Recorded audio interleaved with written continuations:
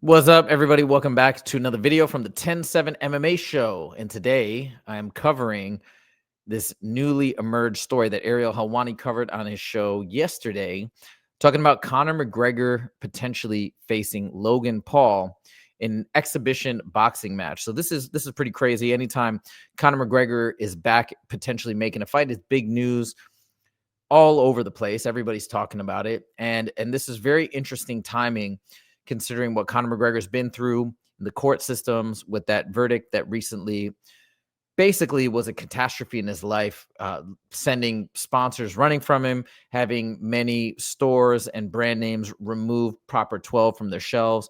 So a number of things have happened to Conor McGregor after this recent civil case where he was found civilly liable for assault against Nikita Hand. So amidst all of this fallout, Conor McGregor comes out on X making the following announcement. So I'm going to let Ariel kind of summarize what has happened. And by the way, shout out to Ariel in the MMA Hour. They did an amazing job covering the story. So check this out. It all kicks off with this tweet from Conor McGregor at 4:08 a.m. Eastern time. That's 9:08 in Edda. The rumors of a bout with Topuria are false. I believe he's referring to Ilia Topuria. I am in preliminary agreements with the Ambani family to face Logan Paul in a boxing exhibition in India. I have agreed. I will then seek my return to the octagon. Okay, so before we go any further, I've pulled a lot of clips here. So we're going to next go to who is the Ambani family. And that's the next clip that I'm going to play here. And then we're going to play one other clip, and then we're going to kind of chop this up and talk about it. So your first instinct might be, how is this even possible? Conor still is under contract with the UFC. As he's mentioned multiple times, he has 2 fights left with the UFC. How can he do another one of these fights unless the UFC okays it and signs off on it? We've heard nothing from Dana White yet. So how is this even possible? Well, the first question we need to ask is, if he's talking about the Ambani family, who is the Ambani family? Once again, I'm going to let Ariel explain, as he did a tremendous job yesterday talking about who they are.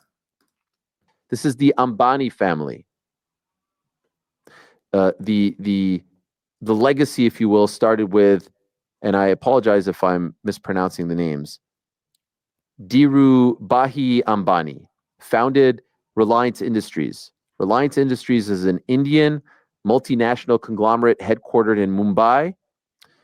Its businesses include energy, petrochemicals, natural gas, retail, entertainment, telecommunications, mass media, and textiles. Reliance is the largest public company in India by market capitalization and revenue, and the 100th largest company worldwide. Mukesh Ambani, his son, is now the president of Reliance Industries, who has a net worth of 96 billion with a B. Anil Ambani is the brother of Mukesh, who has a net worth of 30 million, once had a net worth of approximately 50 billion, but it has gone down. They are ranked by Forbes as the richest family in Asia.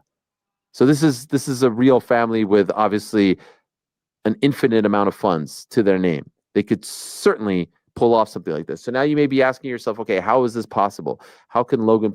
Okay, so we're going to pause on this clip, and then we got one final clip. We're going to have a response from Jake Paul, just giving a little bit more validity to this actually potentially being a real thing. And then we're going to get into the details and the nitty-gritty. Was when we then saw this tweet from Jake Paul, not Logan Paul, by the way, who he was talking about, Jake Paul. Now it all makes sense why Conor McGregor and his management team have been desperately trying to get MVP to negotiate for a fight between us. As we told them privately, and I'm now saying publicly, the only way we're willing to explore me versus Conor in a pro boxing / MMA fight is if Dana White / UFC are at the table directly or make it clear they are okay with discussions. Conor is washed, needs the Pauls, Logan by however he wants. Okay. So we're gonna stop here, and I'm going to give my interpretation of essentially what's going on. So from that last Jake Paul tweet, what I'm taking from this is yes, perhaps the Ambani family is now involved. Yes, it sounds like they have the means to put together an event like this and maybe even fund the payments for Conor McGregor and Logan Paul. I imagine Conor's going to get a tremendous amount of money. I remember Floyd Mayweather in the Floyd versus Conor fight. Floyd netted, he was talking about 100 million plus payday. I imagine Conor could maybe net something along those lines, maybe not, maybe less, but I imagine somewhere in that ballpark. So this would be a massive payday. So it seems like some elements are in place that could theoretically make this a reality. Jake Paul's tweet makes me think that Conor has gone ahead and had preliminary discussions, perhaps with Logan Paul and with the Ambani family, without specifically talking to the UFC or without having the UFC okay this or sign off on this. That's what the Jake Paul tweet makes me think, because he says, hey, the only way I would explore it, that's Jake Paul, and that's another situation, right? It's not Jake Paul. He's talking about Logan Paul, but the only way I would explore it is if he brings the UFC to the table. That seems to me to imply that this is Conor beginning discussions without the UFC. So first things first, even though the Ambani family, obviously, according to Ariel's research, right, may have the funds to put this together and put on a great performance in India, which would be dope, by the way, which would be incredible. What a huge event in India, where my family is from. I think that would be incredible. And maybe India is now trying to also get some part of the fight game as it continues to evolve and grow. But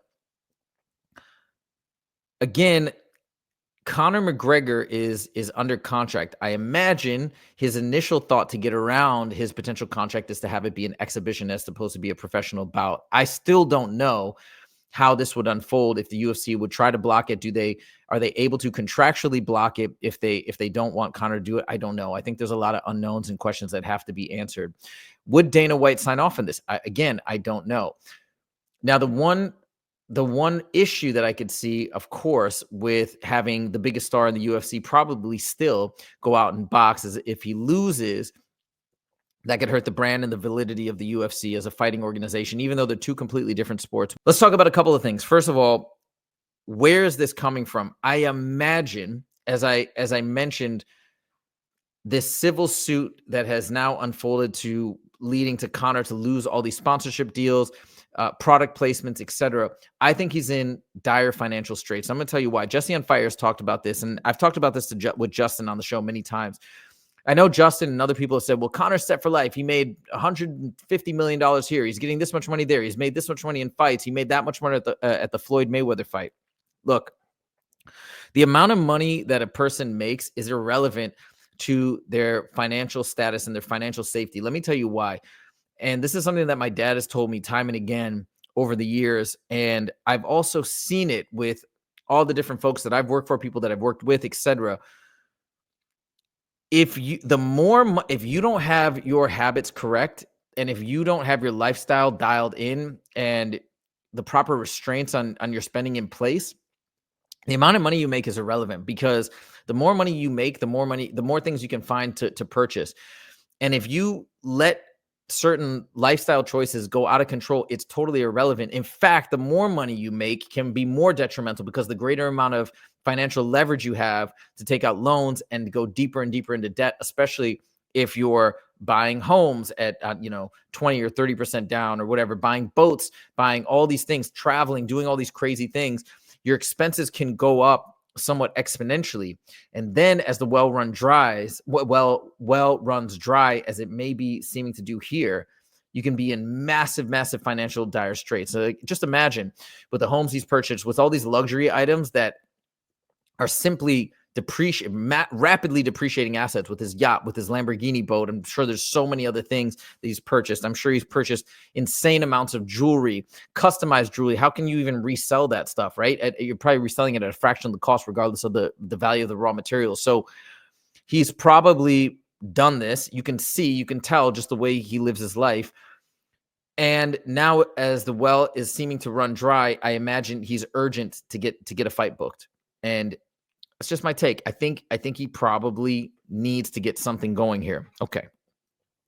So I think this is why these talks are happening. Now, let's talk about the likelihood, even if the Ambani family is putting up the cash and maybe doing all this, and maybe they'll negotiate something with the UFC to pay them out. right? Where the UFC doesn't have to get involved. They don't have to front any money. They don't have to take on any risk of whether the event loses or makes money, but they just get a simple payout almost to rent out Conor McGregor, something like that. Do I think this is likely going to happen? I'll tell you the reasons that weigh in favor of it potentially happening, and then I'll tell you the reasons why I don't think it could happen. I also want to tell you whether or not I even want to see it, which I don't really. But if it happens, I'll probably watch it. I can't not watch it, but it's just not something that is super interesting to me. But why I think this could happen, again, Logan Paul, his beverage is a brand sponsor of the UFC. He's got a good relationship with Dana White, as far as I can tell. That another reason why I don't think the fight with Jake Paul would happen, even though that has way more heat and way more interest, just given all the things that Jake Paul has said towards Conor McGregor and the fact that he's been calling for Conor McGregor for years. I think that would be much more interesting. That would, especially because also Jake Paul is willing to do it in MMA. That is what I want to see. That would actually be amazing. I just don't think that's gonna happen, unfortunately. But that would be dope. I'm tired of these boxers just wanting to box MMA fighters. Come the other way for once. Come into the more difficult sport, as opposed to bringing these guys your way and piecing them up and then creating this false narrative. But anyways, Logan Paul does have a good relationship with the UFC. He's a brand sponsor, and moreover, he's a WWE wrestler, which is under the same parent company now as the UFC, TKO.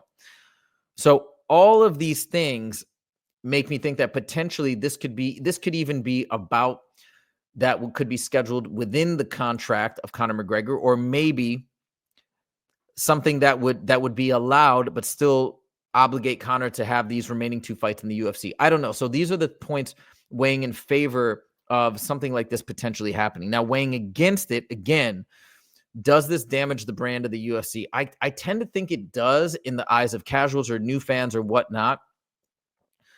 Number one. Number two, I don't know if Dana White wants to see. I can see it with Floyd Mayweather, arguably the greatest boxer of all time, Conor going in as the massive underdog, giving a great show and still sort of elevating Conor's brand, even though he lost, which I think that fight did actually tremendously, and elevating the brand of the UFC. But this is different. Now you're fighting somebody who's considered just to be a social media guy, who's a tremendous athlete and's gotten into boxing, but who is not a professional fighter, really, and very well likely could win, especially, again, he's got a major size advantage. He had a big size advantage against Floyd. Conor's a little bit bigger, but Logan's huge. So now we introduce this element of Conor coming in, fighting a guy who's not really a fighter, but maybe has had a couple boxing matches. And Conor could very well lose this fight. So does the UFC want to do that? And I don't know. I don't know what all the decision-making process would be. Maybe they're okay with it because maybe they see Conor on his way out. This could be a great money grab. It would be a huge fight, especially depending on the platform. Will it go on Netflix? Will it be aired free? I don't know. I don't know what they're planning and how they're planning to share this with the world. It could be a massive, massive fight. But my initial thought is because the UFC, they're not interested in that short-term payday. One of the reasons for the success of the company, they're not just trying to make money in the short term. They're trying to build the brand and continue to sustain the brand supremacy of the UFC over any other organization, fight organization, boxing organization, etc. So I don't know. My first thought, I'd have to think more about this in the coming weeks, but my first thought is I don't think I would, if I was in the UFC's executive staff, I don't think I would want this to go down. Me personally. Now let me give you my personal thoughts as a fan.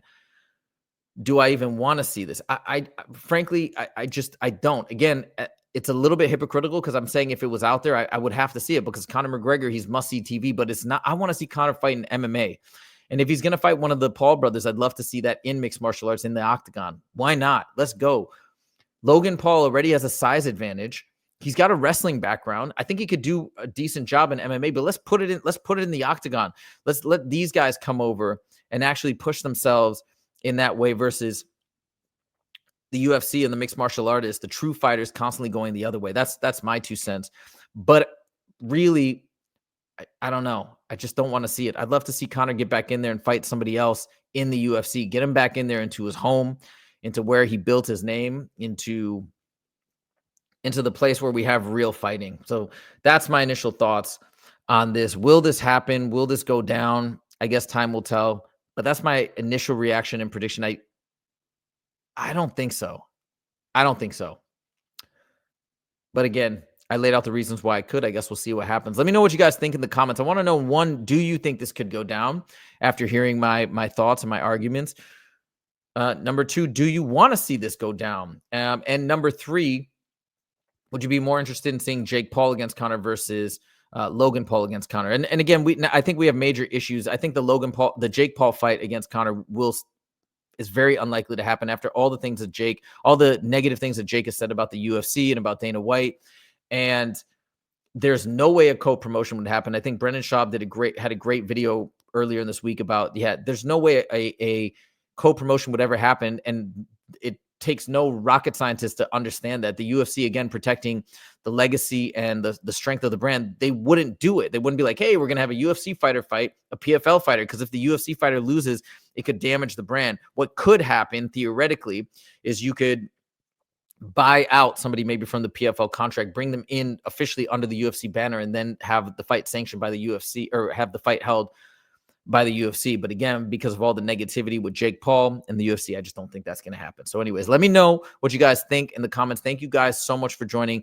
Click that like button if you like the video. Make sure to subscribe. We are growing. We are on the rise, and we are having a blast with this show.